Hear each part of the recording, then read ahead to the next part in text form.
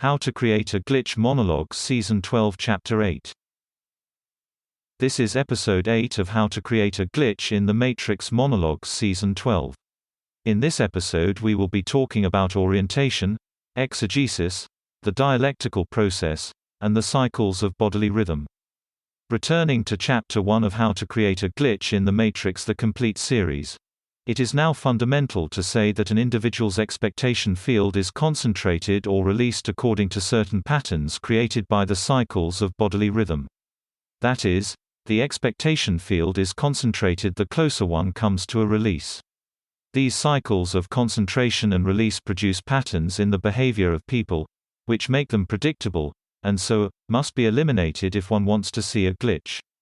That being said, it is also interesting and somewhat fundamental to note that these cycles produce patterns which are observable on a larger scale in the behavior of people in groups or otherwise. Thus, it is merely a matter of science to point out that women tend to converge in their period, just as smokers tend to feel the impulse and indulge at similar times. It is trite to say that deplaning passengers will all go to the washroom before they depart, just as it is common sense that we all eat, sleep, and fornicate around the same time. I would hasten to add that the predictability of groups owes as much to circumstance and environment as it does to the fundamental common biology we share, and the all is one, reality, of one consciousness. Now, exegesis of an experience, the unwinding of the contextually anchored, personal, to the somewhat more objective, impersonal, distanced, idea, follows the same pattern as the dialectical process of thesis and antithesis, because it is non-contextual. The gradual erosion of the personal, the elimination of context, does little to eliminate the gateways of the experience, but what it does do is make it untraceable, so to speak, to those who weren't part of the initial experience. In other words, if A and B experience something, then regardless of how completely that truth is extracted, it will remain accessible to both. The same cannot be said for a stranger to the event, however, who will only retain the higher meaning.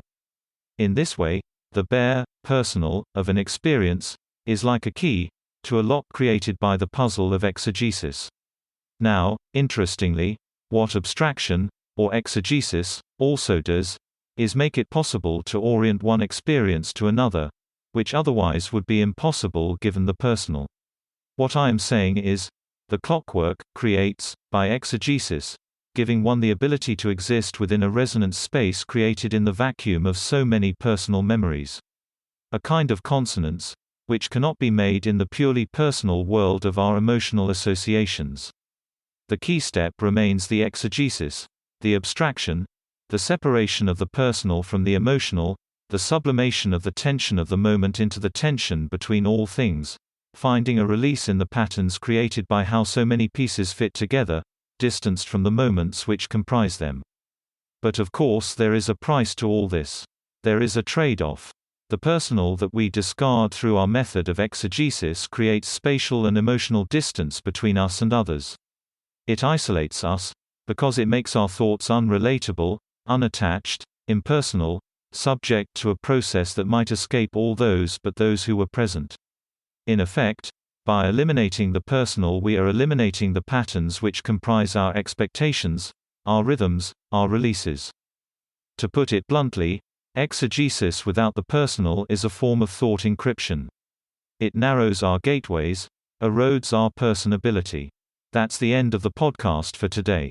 If you enjoyed it, please like, comment and subscribe.